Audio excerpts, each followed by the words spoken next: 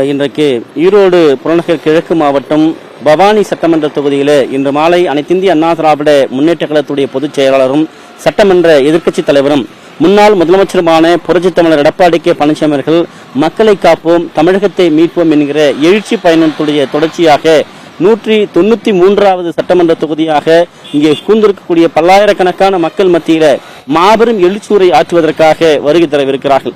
அனைத்திந்திய அண்ணா திராவிட முன்னேற்ற கழகத்துடைய முன்னாள் அமைச்சர் ஈரோடு புறநகர் கிழக்கு மாவட்ட கழக செயலாளர் கே.சி. கருப்பண்ணனுடைய ஏற்பாட்டிலே பிரம்மாண்டமான முறையிலே, அதாவது பச்சை பசேல் என்று வாழை மரங்கள் குலைகளோடு அந்த பூவோடு தோரண வாயில் அமைக்கப்பட்டிருக்கிறது. பன்னீர் கரும்புகளோடு பசுமையான ஒரு தோரண வாயிலாக அமைக்கப்பட்டு பிரம்மாண்டமாக உள்ளே அனைத்திந்திய அண்ணா திராவிட முன்னேற்ற கழகத்துடைய நிறுவன தலைவர் புரட்சித் தலைவர் எம்ஜிஆர், புரட்சித் தலைவி அம்மா, புரட்சித் தமிழர் எடப்பாடி கே பழனிசாமி அவர்கள், அதே போன்று பாரத பிரதமர் நரேந்திர மோடி, கூட்டணி கட்சியினுடைய தலைவர்களுடைய பதாதைகள், அதே போன்று கட்டவுட்டுகள் என பிரம்மாண்டமாக வைக்கப்பட்டிருக்கிறது.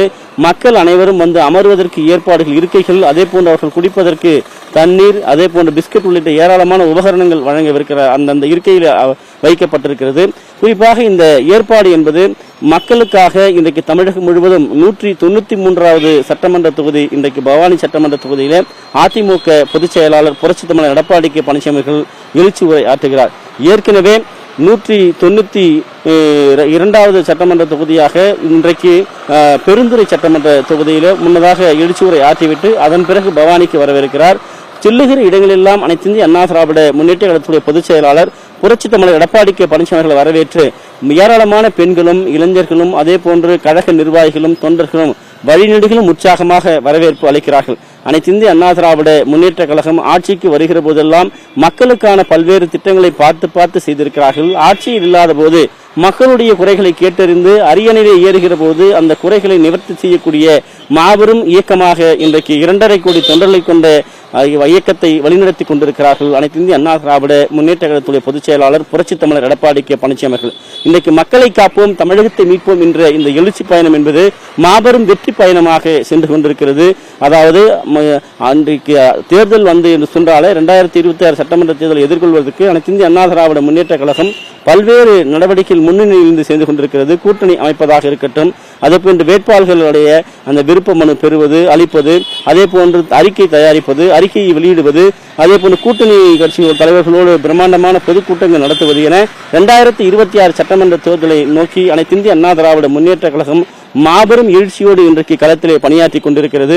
குறிப்பாக ஏழை எளிய மக்களுக்கு அதிமுக ஆட்சி அமைகிற போது மகளிருக்கு 2000 ரூபாய் வழங்கப்படும் என்கிற அறிவிப்பு, அதே போன்று மானிய விலையிலே, அதாவது 25,000 ரூபாய் மானியத்திலே ஸ்கூட்டர் 5 லட்சம் பேருக்கு வழங்கப்படும் என்கிற அறிவிப்பு, ஆட்சிக்கு வந்தவுடன் 10,000 ரூபாய் ஒவ்வொரு குடும்ப அட்டைதாரருக்கு மகளிருடைய வங்கிக் கணக்கிலே வரவு வைக்கப்படும் என்கிற அறிவிப்பு, அதே போன்று 75,000 ரூபாய் மானியத்திலே ஆட்டோ வழங்கப்படும் என்கிற அறிவிப்பு, 1400 இலவசமாக யூனிட்டுகள் அந்த விசைத்தறி நெசவாளர்களுக்கு வழங்கப்படும் என்கிற அறிவிப்பு, 450 யூனிட் இலவசமாக கைத்தறி நெசவாளர்களுக்கு வழங்கப்படும் என்கிற அறிவிப்பு, இப்படி இலவசமாக பெண்களை போன்று ஆண்களுக்கும் பேருந்தில் செல்ல வேண்டும் என்கிற அறிவிப்பு, அதே போன்று இளைஞர்கள் அவருடைய கல்வி கடன், அதாவது வங்கியிலே வாங்கியிருக்கக்கூடிய கல்வி கடன் ரத்து செய்யப்படும் என்கிற அறிவிப்பு, சாலை ஓரங்களில் இருக்கக்கூடிய வியாபாரிகள் வாங்கியிருக்கக்கூடிய கூட்டுறவு வங்கியில் வாங்கியிருக்கக்கூடிய கடன்கள் தள்ளுபடி செய்யப்படும் என்கிற அறிவிப்பு, இப்படி அனைத்திந்திய அண்ணா திராவிட முன்னேற்ற கழகம் ஏராளமான அறிவிப்புகளை இன்றைக்கு வெளியிட்டுக் கொண்டிருக்கிறது.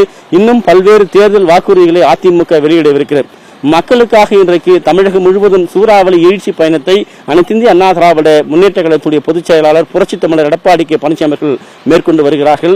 இன்றைக்கு 193வது சட்டமன்ற தொகுதியாக ஈரோடு புறநகர் கிழக்கு மாவட்டத்தில் இருக்கக்கூடிய பவானி சட்டமன்ற தொகுதியில அனைத்திந்திய அண்ணா திராவிட முன்னேற்ற கழகத்துடைய பொதுச் செயலாளர் புரட்சித் தமிழர் எடப்பாடி கே பழனிசாமி அவர்கள் எழுச்சி உரை ஆற்ற வருகித்திருக்கிறார். அதாவது வருகிற பகுதியெல்லாம் பிரம்மாண்டமான கட்டவுட்டுகளும் பேனர்களும் கழகத்துடைய கொடிகளும் அமைக்கப்பட்டிருக்கிறது. அதே போன்று வரவேற்பு அளிப்பதற்காக ஏற்பாடுகள் பிரம்மாண்டமாக செய்யப்பட்டிருக்கிறது.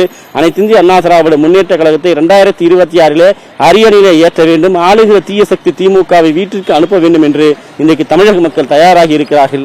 அந்த எழுச்சியைத்தான் இன்றைக்கு இந்த எழுச்சி பயணத்தில் ஒவ்வொரு இடத்திலும் அதிமுக பொதுச் செயலாளருக்கான எழுச்சியான வரவேற்பு என்பதை விட திமுகவை வீட்டிற்கு அனுப்ப வேண்டும் என்கிற அந்த மக்களுடைய எழுச்சியை தான் இன்றைக்கு செல்லுகிற இடத்திலெல்லாம் நாம் பார்த்து கொண்டிருக்கிறோம். இன்றைக்கு பவானி சட்டமன்ற தொகுதி 193வது சட்டமன்ற தொகுதியாக எழுச்சி உரை ஆற்றுவதற்காக அனைத்து இந்திய அண்ணா திராவிட முன்னேற்ற கழகத்துடைய பொதுச் செயலாளர் புரட்சித் தமிழர் எடப்பாடி கே பழனிசாமி அவர்கள் இன்று மாலை இங்கே பல்லாயிரக்கணக்கான மக்கள் மத்தியில் எழுச்சி உரை ஆற்ற இருப்பது குறிப்பிடத்தக்கது. சார்,